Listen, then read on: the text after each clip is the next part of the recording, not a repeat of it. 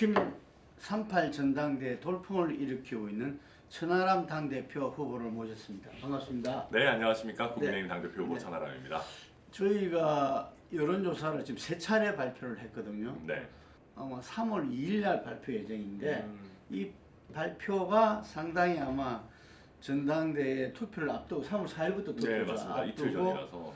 네. 가장 센세이션을 일으키지 않을까. 왜냐하면은 그 지금까지는 보면 이 전체 국민 조사에서 네.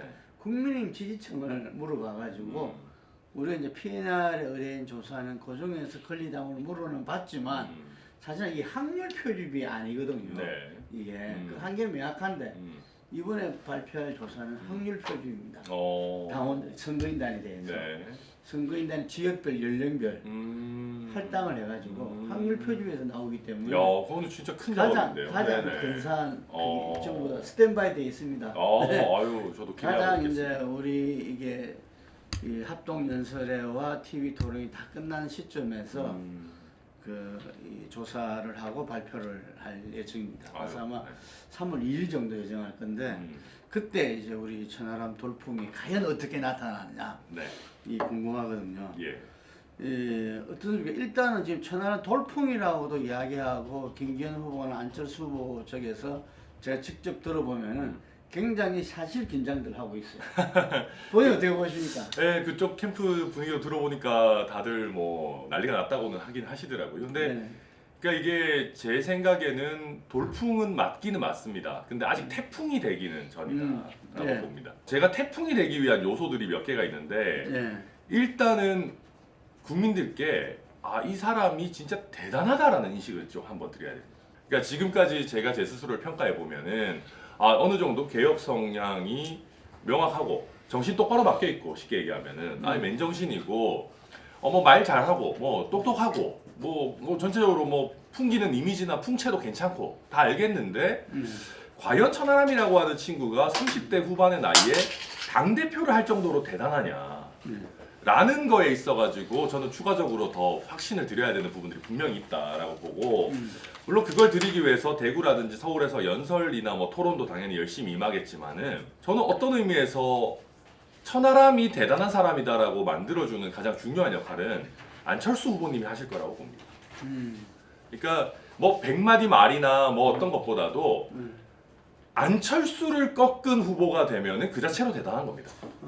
뭐 더 이상 말이 필요 없습니다. 이게 안철수 후보는 좋든 싫든 어찌됐든 우리나라에서 인지도가 거의 100%에 가까운 정치인이고 항상 대선 후보급으로 지금 거론되시는 분이기 때문에 제가 이번에 그 3월 8일 1차 어떤 결과에서 안철수 후보를 꺾는다라고 한다면은 그 자체가 천하람이라고 하는 정치인이 아주 대단한 친구네 되고 거기서부터 저는 태풍이 본격화될 거다. 지금 어떻게 보면 그것까지 가는 뭐 돌풍이 태풍이 되는 한 과정이다. 뭐 저는 그렇게 봅니다. 뭐 그렇지만 이준석 전 당대표가 당대표 된 시절에 네, 이준석 자체가 대단하다 해서 당대표 된 건 아니거든요. 그건 맞죠. 네. 그래서 그거는 조금 다르다. 네. 그 전체적인 국민과 특히 그 보수 세력의 정권 교체 요구가 정말 그 이준석 당대표를 맞습니다. 만들어냈다고 보는데 지금은 국힘의 변화가 네. 특히 총선 승리에 대한 요구가 본인을 갖다가 당대표로 만들어낼 수 있냐 없냐 이게 중요하거든요. 그러니까 저는 우리 정치가 서로 잘하기 경쟁을 해야 되고 예. 좀 뭐 멋지게 좀 가야 되는데 예. 이게 뭐 좀 그렇습니다만은 저희 당내 선거에서부터 사실은 제가 특별하게 뭘 잘하는 것도 있지만은 김기현 안철수 후보 두 분이 자멸하고 있습니다. 자멸하고 있다. 네, 예. 지금 김기현 후보 같은 경우는 예. 총선 승리는커녕 지금 전당대회를 제대로 마칠 수 있을까 하는 걱정이 들 정도로 김기현 리스크가 지금 막 터지고 있는 상황이거든요. 울산판 이재명이다 뭐 네. 이래 나오고 있어요. 뭐 약간 비단 울산 이재명 그 논란을 빼고도 예. 저는 김기현 후보가 평정심을 잃었다고 봅니다. 평정심을 잃었다. 그러니까 원래 김기현 후보 좋은 분이잖아요. 사실은 그렇죠. 여의도에 있는 사람이면은 김기현 후보 다 알죠. 훌륭하다는 건 아무도 누가 모르겠습니까? 그럼요. 예. 저도 원래 잘 지내고 순천도 자주 오시고 뭐 같이 송광사도 가고 뭐 잘 지내는데 합리적이고 온건한 분인데 지금 본인을 띄워주는 세력이 너무 많았어요. 확대적인 세력이 너무 많은 게 흠이 있네요. 그러면서 너무 제가 봤을 때는 과도한 압박을 느끼고 계신다고 봅니다. 여기서 내가 못 이기면 큰일 난다.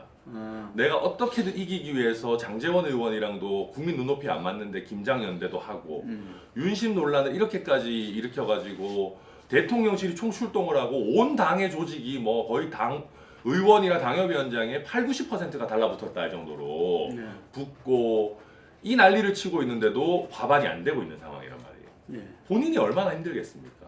그러니까 저는 그 과정에서 지금 평정심을 잃으면서 자꾸 무리하게 남진, 김연경 뭐 꽃을 든 남자를 찍으시질 않나. 그런 다음에 뭐 대통령 탄핵을 언급을 하시질 않나. 또 이제는 뭐 울산 이재명에다가 저한테 갑자기 바이든 날리면을 물어보질 않나. 그러니까 본연의 모습을 완전 잃었습니다. 그래서 제가 말씀드리고 싶은 거는 당내 선거에서도 평정을 유지 못하는 리더가 어떻게 민주당을 상대로 해가지고 총선 승리를 이루겠습니까? 그 압박감이라고 하는 거는 이 전당대회보다 100배, 1000배 더 심할 겁니다. 그래서 저는 이번에 그 김기현 후보를 관통하는 키워드는 무능력이랑 리스크가 될 거다. 그렇게 되면은 저희 전통적 지지층에서 대통령과의 관계, 당의 안정을 고려해가지고 김기현 후보를 원래 선택하려고 했던 분들조차도 너무 무능력한데 이렇게 가가지고 우리 총선 어떻게 이기나 라는 점에 대해서 굉장히 큰 걱정을 하고 계실 거라고 보고, 반대로 저는 총선 승리나 확장성에 있어서 좋은 카드라는 거는 거의 대부분 알고 계실 겁니다. 근데 제가 이제 반대로 조금 설득해야 되는 부분은 당을 안정적으로 이끌 수 있을 것인가, 또 대통령 여당이 된 상황에서 대통령과의 관계 설정을 원만하게 잘 해나갈 수 있을 것인가, 뭐 이런 부분들에 있어서 요새 저는 적극적으로 또 말씀드리고 있습니다. 안철수 후보도 흔들리고 있다고 지금 표현했잖아요. 그건 어떤 부분입니까? 네, 죄송한 말씀인데 안철수 후보는 흔들리고 있다라는 걸 넘어서 가지고 네. 무대에서 이미 제 생각엔 넘어져서 떨어졌습니다. 아, 무대에 넘어서 떨어졌다고. 저는 이번 전당대회 무대에서 안철수 후보는 우왕좌왕 하시다가 자기 발에 자기가 걸려서 넘어졌다고 생각합니다. 만약에 안철수 후보께서 윤심 호소를 시작하시고 뭐 간장연대니 뭐니 뭐 하다가 잘 안 됐을 때 빠르게 개혁 성향으로 전환을 했다면은 네. 저는 천하람의 자리는 없었을 거라 생각합니다. 그랬다면 나경원 전 의원, 유승민 전 의원을 지지했던 표심을 그대로 좀 공고하게 본인 걸로 가져가면서 본인이 원래 갖고 있었던 새정치라고 하는 캐릭터가 빛이 났을 텐데, 지금 안철수 후보가 이번 전당대회에 남긴 어떤 그 이미지는 윤심 호소 실패인밖에 없어요. 그러니까 윤심 호소 실패자밖에 없습니다. 그러니까 그 외에 안철수 후보가 보여준 게 아무것도 없어요. 근데 죄송한 말씀이지만 그렇기 때문에 지금 당원이 개혁의 천하람, 구태의 김기현으로 이미 굳어져 있는 상황이고 점점 그렇게 가고 있고, 안철수 후보님은 인지도와 이미지로 지금 잠깐 버티는 것처럼 보이지만은 사실 이번 전당대회에서 본인의 자리는 이미 잃었다. 저는 뭐 그렇게 봅니다. 자, 그 본인이 아까 그 확장성이 있다 네. 표현을 했잖아요. 예. 근데 그 다들 아실 거다 이런 이야기를 했는데 그 뭐 어쨌든 지금 선거를 앞뒀으니까 한번 과감하게 본인에 대해서 그 어필을 한번 해보시죠. 그러니까 이제 저희가 선거에 있어서의 확장성이라고 하는 거는 세대 확장, 지역 확장, 이슈 확장입니다. 예. 그러니까 세대 면에서는 제가 그 이준석 전 대표가 축출됐든 뭐 어떤 뭐 표현 어떻게 하든 되고 나서 국민의힘에 등을 많이 돌린 2030을 다시 불러오기에 뭐 최적의 지금 현재 상황에서 후보라는 거 뭐 당연한 부분인 것이고, 지역적으로도 제가 호남에서 정치를 하고 있고, 호남에서 정치를 한다는 말은 수도권 이상으로 민심의 변화에 민감하다라는 것이거든요. 아무래도 열세 지역에서 뛰고 있기 때문에 예. 그런 면에서 제가 수도권, 충청권에 있어가지고 최대한의 지역 확장, 그리고 호남에 있어서도 더욱 적극적인 우리 국민의힘의 교두보 확보 이런 걸 하기에도 최적의 후보이고, 더 나아가서 이슈 확장입니다. 네. 저는 이게 제일 중요하다고 보는데요. 제가 이번에 대전이랑 강원에서 연설을 하면서 그런 말씀드렸습니다. 노동조합과 관련해서 우리가 민주노총 비판하는 거 좋은데 국민의힘이 제3노조의 역할을 해야 된다. 양대 노총이 제대로 보호하지 못하고 챙기지 못하는 국민들을 위해서 노동조합의 역할을 해야 된다라는 얘기를 했습니다. 사실 보수 정치인 중에 이런 얘기하는 사람 거의 없습니다. 네. 그러니까 우리가 민주노총에 반대할 수는 있지만 반노동 정당이 돼서는 안 됩니다.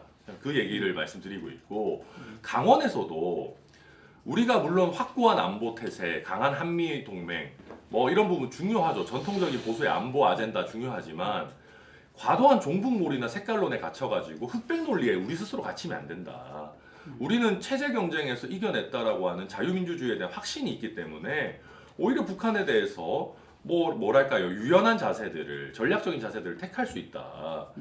저는 그렇게 하면서 남북 문제에 있어서도 우리가 우리 스스로의 틀에 갇힐 필요가 없다라는 확장을 이야기하고 있습니다. 그러니까 저는 결국은 선거라는 거는 사람 유권자분들께 이 정당을 찍어야 하는 이유를 하나라도 더 만드는 정당이 이긴다고 봅니다. 근데 과거에 저희가 질 때 보면은 예. 유권자들한테 거의 약간 협박 같은 거였어요. 우리가 하는 얘기 10개 중에 뭐 예를 들면 9개, 10개 다 동의 안 하면 너는 보수 지지자가 아니야. 우리가 하는 얘기 뭐 경제정책, 안보정책 뭐 온갖 거 다 동의해야 너는 진짜 보수야. 이런 식으로 했었는데 그러면 안 된다. 우리가 하는 얘기 중에 두세 가지만 동의해도 우리를 찍을 수 있는 확장력 있는 정당이 돼야 된다. 라고 얘기하고 있는 뭐 유일한 후보이기 때문에 저는 세대 지역 이슈 확장의 면에서 분명히 총선에서 도움이 되는 후보다. 뭐 그렇게 말씀드립니다. 진짜 보수하니까 어제 KBS 토론 보니까 한교안 후보가 진짜 보수를 자꾸 이야기하더라고요. 만약에 황교안 후보님 정도가 돼야 진짜 보수면은요. 네. 우리 당은 10% 안쪽에 득표를 하는 군소 정당밖에 안 됩니다. 네. 그렇게 가면 저희 망합니다. 그 대구 친구가 이렇게 순천에서 그것도 한 번도 아니고 저도 기록을 보니까 온 가족이 지금 이사를 해서 네. 계속적으로 하는 모습은 보수 정당에는 없었던 것 같아요. 그러니까 저는 이게 뭐 제 스스로를 너무 과대표장할 생각 없고 아직 뭐 도전하는 단계입니다만은. 그러니까 저는 그런 겁니다. 우리 보수 정당이 보신주의에 많이 만연해 있습니다. 보수 정당에 보신주의가 만연해 있고 저희가 어떤 면에서 보면은 정당 같지가 않다는 생각이 들 때가 있습니다. 이게 단순히 이익 집단이다라고 매도하기 위한 것이 아니고 우리가 어떤 그냥 약간 뭐랄까요? 대한민국 집권 세력 같은 느낌이 있습니다. 그러니까 우리가 당으로서 이 당을 위해서 뭔가 도전을 하고 우리 당의 정체성을 키워나가고 뭐 성장시키고 이런 게 아니고 야 이거 생각해보면 우리는 그냥 대한민국을 세우고 나서 15년 정도를 빼고는 계속 집권을 했던 세력이고 그냥 그때 제일 잘 나가는 사람들이 모여가지고 국회에 들어가고 그럼 우리는 그냥 뭐 잘 나간 사람들이 모여가지고 그냥 뭐 정부 집권하듯이 국회도 우리가 그냥 끌고 간다. 저는 이런 식의 사고방식이 우리 당의 DNA에 좀 있다고 봅니다. 근데 그게 옛날에 정말 저희가 압도적인 세력이었고 민주당이 지리멸렬할 때는 먹혔을지 모르겠지만은 이제는 대등 내지는 콘크리트 지지층에서는 민주당이 오히려 앞서가고 있는 것이거든요. 그렇다면 이제는 보수 정당에서도 도전 정신이 필요하다. 그런 면에서 저는 뭐 저 개인의 도전이기도 하고 우리 정당의 체질을 좀 바꿔야 된다라고 하는 뭐 하나의 외침이기도 합니다. 네. 예, 제가 국민과 그리고 당원을 대신해서 좀 여쭤보겠습니다. 금방 이 대단한 사람을 떠나서 천하람 사람이 과연 누구인가? 맞죠. 이 부분을 잘 모르는 사람들이 많아요. 네. 뭐 저도 그 중에 한 명일지도 모릅니다. 그래서 간단하게 이야기를 해주시면 좋겠습니다. 본인을 소개한다면 누구라고 소개하고 싶습니까? 저는 영남과 호남 모두에서 사랑받을 수 있는 정치인이라고 소개하고 싶습니다. 그럼 왜죠? 일단 제가 고향이 대구고요. 네. 아무래도 그 영남에서 사랑받기 좋은 이미지입니다. 네. 예, 약간 저 표현이 그렇지만은 우스갯소리로 외모부터 좀 기득권 느낌 난다 뭐 이런 얘기도 하는데 뭐 저희 당이 뭐 기득권이라는 건 아니지만 아무래도 보수 정당의 정치인이고 대구 태생이라는 것부터가 영남에서는 굉장히 사랑받기 좋은 캐릭터입니다. 근데 이제 저희가 순천을 택해서 순천에서 이렇게 정치적인 행보를 하면서 조금 더 호남에서도 존중받을 수 있을 만한 좀 더 확장성 있고 개방성 있는 보수 정치를 하자라고 노력하는 사람이다. 저는 뭐 그렇게 소개드리고 있습니다. 정치 입문 배경은 무엇이었습니까? 저는 사실은 아주 어릴 때부터 정치를 하고 싶어 했었습니다. 아. 그 약간 그 한반에 보면 좀 재수 없는 친구도 있잖아요. 네. 꿈이 뭡니까 하면 대통령이라고 하면 예. 약간 하는 좀 초당이 때. 예, 약간 좀 과한 그런 얘기하는 친구들이 저도 뭐 그 중에 한 사람이었고 변호사 생활을 하면서 정치에 입문해야겠다 하고 있었는데 대한변호사협회에서 제가 약간 법제 이사 같은 걸 하면서 국회랑 좀 접촉이 많았습니다. 그 과정에서 국회의원들 많이 뵙게 됐고 직접적으로 입문하게 된 계기는 이게 조국 사태 이런 것들을 보면서 아 이거는 좀 나라가 정상으로 가고 있지 않은 것 같다 해가지고 제가 창당 준비를 원래 그때 시작했었습니다. 네. 했었는데 그 과정에서 창당이 뭐 쉽지도 않을 뿐더러 그때 이제 보수 정당이 통합을 하던 시기였기 때문에 미래통합당으로 그 과정에서 뭐 정병국, 박형준 이런 분들께서 야 우리 다 지금 통합하고 있는데 뭔 놈의 창당이냐 들어와가지고 같이 하자 그래가지고 당시 미래통합당에 합류하게 됐습니다. 예.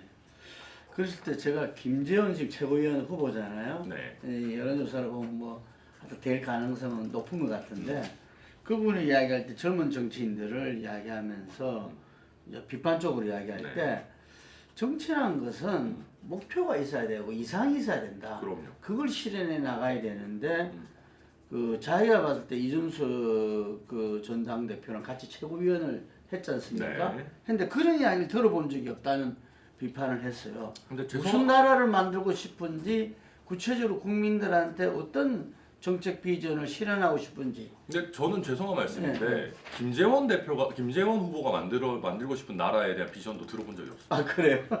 김기현 후보, 안철수 후보가 만들고 싶은 나라의 비전도 솔직히 잘 모르겠습니다. 안철수 후보 정도는 그나마 뭐 과학기술 강국 정도 얘기하는 거 같고 김기현 후보가 어떤 나라를 만들고 싶은지를 얘기하는 거는 저는 들어본 적이 없거든요. 그러니까 무슨 얘기냐면 저도 제가 만들고 싶은 나라에 대한 비전이 있습니다. 뭐 예를 들면 저는 훨씬 더 개개인이 자유롭게, 그러니까 사회 문화적으로도 더 자유로운 리버럴한 나라를 만들었으면 좋겠고 경제 영역에 있어가지고는 우리가 뭐랄까요 정말 스타트업과 어떤 창업이 뭐 살아 숨쉬는 굉장히 뭔가 그 창업가 정신이 넘치는 그런 나라를 만들고 싶습니다. 무기력한 나라 말고. 근데 뭐 그런 온 분야별로 제가 하고 싶은 것들이 넘쳐납니다. 근데 제가 지금 그걸 줄줄 읊고 있기에는 제가 대선 후보가 아닙니다. 그러니까 그거를 제가 여기 나가서 줄줄 읊을 거를 요구하는 거는 그건 갑자기 이준석 천하람한테만 대선 후보급의 어떤 비전을 밝히라는 것인데 그걸 저희가 직접 하고 있으면 사실 좀 우스워집니다. 그러니까 물론 기회가 있고 적당한 부분이 있다면 얘기하겠지만 저희가 청년 정치인이라고 해가지고 뭐 특별하게 다른 게 없습니다. 왜 중년 정치인, 고령 정치인한테는 미래를 향한 비전을 얘기해라라고 하지 않으면서 젊은 사람들만 그런 걸 해야 된다. 전 그것도 좀 이상한 형태의 가스라이팅이라고 생각하고요. 그게 약간 저는 그런 거라고 봐요. 정치는 원래 나이 든 사람이 하는 거니까 젊은 사람이 하려면 뭔가 너는 대단해야 돼. 그럼 최소한 대통령급의 비전은 있어야지. 그게 무슨 소리입니까? 자기들은 30대에 대통령급의 비전이 있었습니까? 그랬으면은 왜 지금 20년, 30년째 구린 정치, 앞으로 못 나가고 점점 뒤로 퇴행하는 정치를 하는 겁니까? 그래서 저는 물론 제가 비전을 갖고 있지만은 그것이 본질이 아니다. 지금 상황에서 누가 당대표가 되는 것이 가장 적합하냐를 가지고 생각을 해야 되는 것이지 너의 미래 비전을 보고 우리가 그게 마음에 안 들면 너 못 뽑아줘. 물론 제가 서두에 그런 인식이 있기 때문에 저 천하람이가 정말 대단한 사람이다라는 인식을 드리고 싶다라고 말씀드렸지만은 저는 그 자체가 말이 안 된다고 생각합니다. 그러면 이제 당 대표로서 그 묻겠습니다. 네. 국민의힘 뭐 크게 보면 대한민국 보수 정당이죠. 네. 문제가 뭔지 그리고 이것을 어떻게 혁파 개혁에 나가실 생각인지 그걸 좀 여쭈고 싶어요. 왜냐하면 제가 이전에 보면은 당이 개멸 상태까지 갔을 때 네. 영국 보수당을 벤치마킹 많이 하려고 했거든요. 네. 영국 보수당도 그냥 나라까지 떨어졌다가 다시 맞죠. 회생됐잖아요. 근데 실제적인 그런 변화는 없었다는 이야기인 거죠. 없었죠. 이게. 그래서 본인은 그걸 뭐가 가장 문제로 보는지. 구성원들의 네. 수준이 떨어지는 거죠. 오. 그러니까 무슨 얘기냐면은 저는 국민의힘 구성원들, 뭐 현역 의원들을 놓고 봤을 때 국민의힘의 어떤 이념이나 정체성이나 철학에 대해서 고민하는 사람 저는 10명이나 될까요? 국회의원 전체에서. 네. 네. 아니 뭐 물론 민주당도 저는 그렇게 많을 거라 생각하지 않습니다만은 네. 그러니까 그런 거잖아요. 그냥 적당히 내가 뭐 살면서 성공해가지고 뭐 돈도 적당히 있고 이제 명예를 얻어야 되는데 배지 달고 약간 폼 잡자.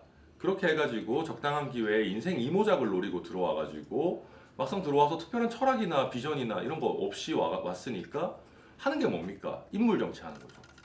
줄 서야 되겠다. 그러니까 그렇게 되니까 지금 저는 우리 국민의힘이 정치 실종 상태라고 봅니다. 정치 실종. 국민의힘에 막 온갖 개파가 날리고 무슨 뭐 친윤 줄 세우기니 어쩌고 윤핵관이니 저도 얘기 많이 합니다만은 개파만 있지 정파가 없어요. 그러니까 예를 들어서 저는 유승민계 같은 거는 그나마 정파라고 인정해 줄 수 있다고 생각합니다. 예를 들면 조금 더 뭐 따뜻한 보수로 가야 되고 우리가 중도 확장을 해야 되고 뭐 복지 정책에 있어서도 보편적 복지 그렇게 우리가 뭐 이렇게 선 긋지 말아야 되고 뭐 이런 이슈들이 있어요. 그러니까 유승민을 따르는 사람들이 동의하는 어떤 아젠다들이 있습니다. 근데 그거를 제외하고는 뭐 예를 들면 지금 친윤이라고 합니다만은 이 사람들 같은 경우에 대통령한테 충성해야 된다라는 거 말고 어떤 정치적인 아젠다가 있습니까? 그러니까 대통령한테 충성해야 된다. 그 다음에 예를 들면 그런 거예요. 제가 김재원 최고위원한테 그런 얘기 들었었는데 예전에 북한이 있는 한 우리는 언제나 주류다. 우리는 반공만 제대로 쥐고 가도 우리는 항상 주류가 될 수 있다. 이런 얘기를 하시더라고요. 뭐 저랑 뭐 여러 명이 있는 자리에서 무슨 시대착오적인 얘기입니까 그게. 근데 저는 그게 우리 국민의힘에 있는 수많은 국회의원들이 제대로 된 아젠다에 대해서 고민 안 하고 그냥 우리 보수는 우리 사회 주류가 당연히 될 거고 그러면 그 전제에서 내가 어떻게 줄 잘 서가지고 이 안에서 주류 중에 주류가 될까 그 고민만 하고 있고 정말 국민들이 봤을 때 지금 대한민국 사회에서 어떤 정치적인 이슈 아젠다가 필요한지에 대해 고민한 사람이 없어요. 그러니까 국민들이 보였을 때는 국민의힘은 뭐 그냥 이재명이가 싫어가지고 찍는 당 정도지 국민의힘이 좋아가지고 찍을 이유가 지금 어디 있습니까? 또 혁신은 어떻게 하실 생각입니까? 사람을 바꿔야 됩니다. 사람은. 그러니까 정당이 내는 상품의 핵심은 사람입니다. 그러니까 정책이라고 생각하는 분들이 있지만 죄송한 말씀인데 정책도 사람이 만드는 겁니다. 네. 그렇다고 해가지고 우리가 과거처럼 물갈이만 한다고 됩니까? 지방 호족 같은 의원 쳐내고 똑같은 지방 호족 들어오는데. 구조물 된다. 네, 그러니까요. 쳐내니까 오히려 그 능력이 더 떨어져요 보면. 제가 그래서 TK에서도 요새 돌아다니면은 TK에 계시는 분들이 뭐 PK도 마찬가지입니다. TK, PK 전원 물갈이 한다 그러면 천하람이 너 지지율 10% 오를 거라고 그래요. 근데 저는 그게 정답이 아니라고 생각합니다. 뭐 대책 없이 물갈이만 하면 뭐 합니까? 그리고 제가 그래서 얘기하고 싶은 거는 정치를 아는 능력 있는 소신파가 들어가야 돼요. 그러니까 지금 보면 보십시오. 저는 이번 국회에도 나름 소신파들이 있죠. 있는데 뭐 김웅 의원 같은 사람도 있고 뭐 유승민계라고 뭐 하지만 뭐 유승민계는 아니도 소신은 있잖아요. 뭐 누구누구들 있어요. 근데 이 사람들이 정치 초보예요. 이분들도. 그러니까 소신파들이 할 수 있는 역할이 줄어드는 거예요. 그래서 제가 봤을 때는 정치를 좀 아는 사람들을 넣어야 된다. 물갈이를 하더라도. 뭐 보좌진 당직자 그다음에 뭐 지방의원 그다음에 저희 당에서 당협위원장을 해본 사람들 중에서 아니면 전직 의원들 중에서 좀 제대로 생각 바뀐 사람들을 발탁해서 그분들을 최대한 지원을 해야지 갑자기 우리가 지금 정치인들 싫습니다 해가지고 정당까지 정치 혐오에 빠져가지고 완전히 그러면 정치랑 상관없는 뭐 스펙 좋고 스토리 좋은 사람 억지로 밀어 넣어야 된다 이러니까 망하는 거예요. 그 사람들 들어와가지고 또다시 인턴 국회의원 됩니다. 정치 잘 알지도 못하니까 들어와서 뭐 처음에 공부 모임 한다 뭐 약간 이렇게 하면서 뭐 어영부영 다니다가 정치 어떻게 해야 되는지도 모르고 뭐 한 1, 2년 허송세월 하다가 내 재선해야 되니까 줄 서야지. 이게 지금까지 개혁공천이라고 하는 거의 민낯이었거든요. 근데 지금 이게 굉장히 중요한 이야기인데 네. 시스템 공천으로 간다면은 금방 이야기한 정치를 좀 알고 네. 소신 있고 이런 분들 공천하는 게 상당히 어렵고 어떤 면에서 그런 사람들을 이 선택해서 골라서 하려고 하면 그게 또 전략 공천으로 맞습니다. 가버리니까 지도부 공천이 당대표 공천이 되는 거거든요. 그래서 네. 모든 게 다 과할 수는 없습니다. 그러니까 저도 생각 같아서는 제가 원하는 사람으로 180명 공천해버리고 싶죠. 네. 근데 그게 되겠습니까? 그럼 당 아작나죠. 그러니까 저는 목표가 소박합니다. 어떤 의미에서는. 네. 능력 있고 소신 있는 사람 한 10명만 다음에 오. 배출한다. 지금 21대 국회가 저는 진짜 최악이라고 생각하는 게 저희도 그렇고 민주당도 그렇고 소신파 의원 온데간데 없고 뭐 무슨 초선들이 홍위병 노릇을 하고 있어요. 뭐 무슨 연판장을 뭐 해가지고 나경원 전 의원을 뭐 저격을 하질 않나. 무슨 저기는 뭐 방탄해가지고 철험회 같은 거를 만들질 않나. 뭐 개판이에요 제가 봤을 때는. 그러면은 이거를 바꾸려면은 하루아침에 뭐 300명 다 물갈이하면 좋겠지만은 한 10명 정도 비례에 있어서도 어느 정도 그런 사람들 적극적으로 좀 활용하고 그 다음에 윤핵관들을 컷오프 시키는 지역구에 있어서 저는 아주 제한적으로 전략공천도 할 겁니다. 대부분은 시스템 공천 하겠지만은 시스템 공천만 하면은 그냥 이미 자리 잡아놓은 사람들의 잔치예요. 기득권 잔치입니다, 솔직히. 시스템 공천은 말은 좋지만은. 네. 그래서 최소한의 전략 공천, 비례에 있어서의 어떤 능력이 있는 신인의 발굴, 뭐 이런 부분들은 저는 할 겁니다. 예. 예. 예, 그리고 아까 그 약점으로 이야기할 수 있다고나 할까 사람들한테 대해서 아직까지 확신을 못 주는 게 안정감, 네. 그리고 대통령과의 관계 이 두 가지를 이야기한 저는 한 가지를 더 덧붙여서 묻고 싶은 게 네. 이제 시간이 없으니까 한꺼번에 이야기해주면 좋겠는데 뭐냐면은 이 이준석 전 당대표랑 같이 보잖아요. 네, 어쨌든 맞습니다. 여러 실제 가지- 사실이기도 합니다. 예, 예. 그렇잖아. 그런데 내부 총질이라는 이미지가 너무 크거든요. 예. 그 당원들한테. 네. 그래서 제가 이제 그렇게 물어봅니다. 이번에 정권교체 승리한 게 이준석 후보가 플러스가 됐나 마이너스가 됐나? 저는 물어보면 네. 시간이 흐를수록 마이너스 됐다는 사람이 많아요. 네, 제가 그렇게 보시는 분도 계시고 뭐 그 의견도 존중합니다만은 저는 확실하게 플러스가 됐다고 보고요.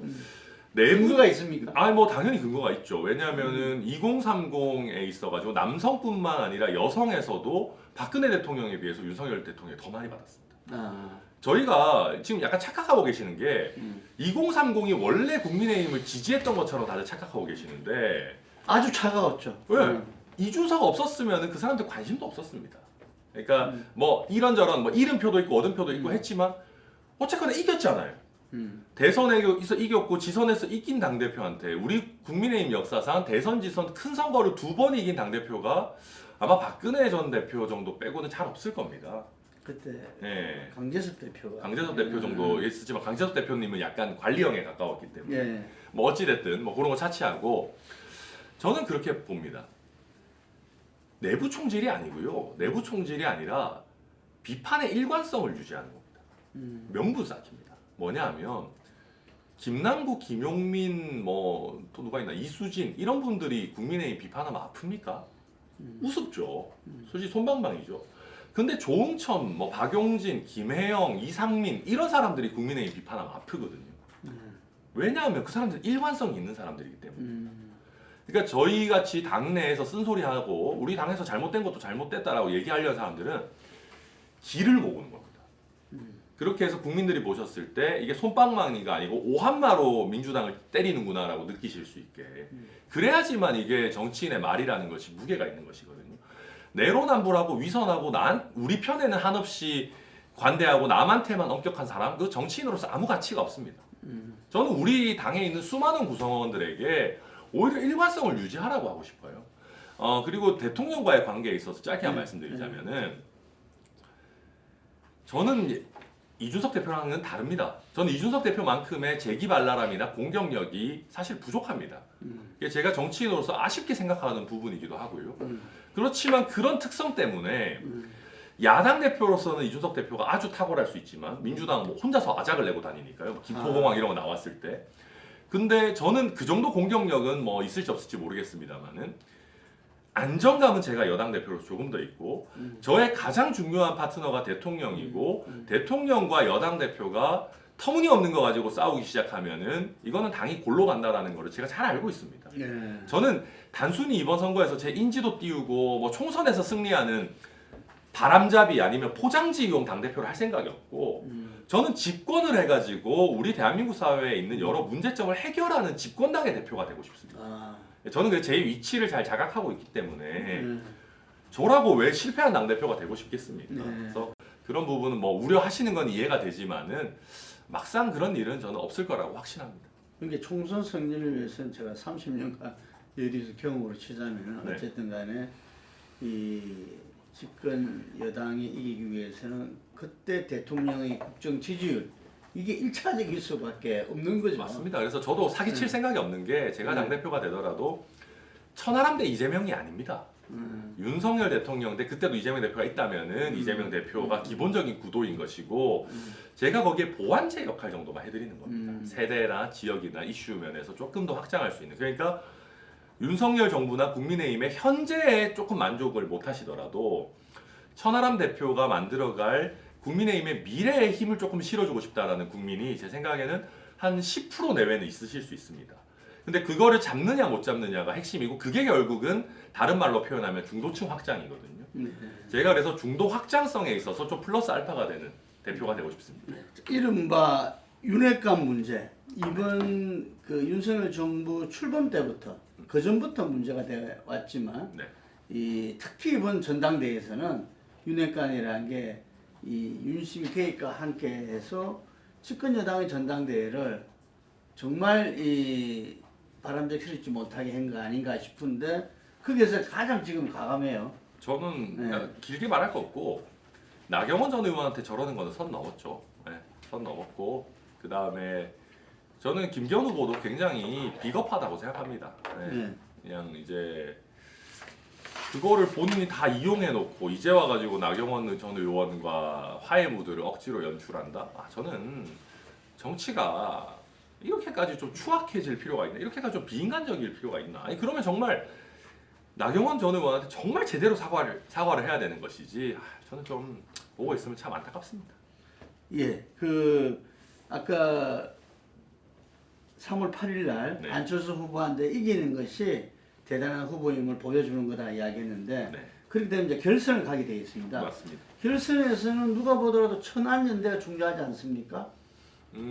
어찌 자신하십니까? 저는 뭐 자신하고요. 그거는 이제 안철수 후보께서 저를 지지해 주시냐 안 해주시냐는 개인적인 문제가 아니고 안철수 후보님 지지자분들은 그래도 많이 지지해 주시리라 믿습니다. 왜냐하면 저는 천하람 지지층과 안철수 지지층이 물론 다릅니다. 색깔이 다르지만 공통점을 묻자면은 당이 이대로 가서 안 된다는 위기감이거든요. 그러니까 이렇게 윤핵관이 활개치고 뭐 이상한 개파 정치 과거의 어떤 잘못 부활하고 이거는 진짜 잘못이다. 그러니까 그 위기감으로 다시 똘똘 뭉치게 될 거다. 그리고 한번 전당대회 결선 다음 날에 신문을 한번 생각해 보십시오. 개혁의 바람, 윤핵관의 가로막히다. 이게 헤드라인이라면은 저희 총선 못 치릅니다. 그 점에 있어서 안철수 후보 지지자분들도 그 위기감 그리고 당이 나가야 될 바람직한 방향 공감하시리라 봅니다. 예, 연초에 조선일보 한겨레가 우리 정치의 가장 큰 피해를 진영 대결로 봤습니다. 네, 우리 그래서- 천하람 예. 후보는 당 대표가 된다면 이 진영들을 어떻게 극복하실 겁니까? 진영이 나눠지는 거를 우리가 모른 척하고 갑자기 통합 얘기한다고 되는 건 아닙니다. 무슨 말이냐면 네. 각 진영이 오히려 선명하게 자기들이 하고 싶은 얘기를 수준 높게 해야 됩니다. 네. 그렇게 해서 수준 있는 논쟁이 돼야지. 그러니까 쉽게 얘기하면 그런 겁니다. 민주당 지지자들도 내가 그러니까 국민의힘이 선거가 이겼을 때 내가 국민의힘의 방향성에 동의는 안 하지만 그래 국민의힘을 인정은 할 수는 있어. 그러니까 서로 그래야 됩니다. 내가 저 당의 방향성에 동의는 안 하지만 존중은 할 수 있어야 됩니다. 근데 지금 보면은 저희가 봤을 때는 야, 저 이재명 같은 대표가 있는 당을 지지하는 사람들이 제정신이야 이렇게 되는 것이고 반대로 저쪽에서는 저 윤핵관들이 설치고 뭐 대통령도 뭐 어쩌고 저쩌고 하는데 저 국민의힘을 지지하는 사람들은 뭐야 말도 안 되는 사람들이야 이런 식이거든요. 그러니까 이 국민 통합이라는 건 대단한 게 아니고요. 양당의 정치 수준이 올라와서 서로 치고받고 싸우지만은 존중할 수 있어야 됩니다. 지금 저희가 보면은 조기 축구만도 못한 수준의 축구를 하면서 더티한 반칙하면서 축구를 하고 있어요. 국가대표 수준의 축구를 하면은요, 저도 납득을 합니다. 저희가 브라질한테 저도 그래 저기 잘하니까 납득하잖아요. 그러니까 승복을 할 수가 없게 만드는 수준 낮은 정치를 하고 있는 거예요.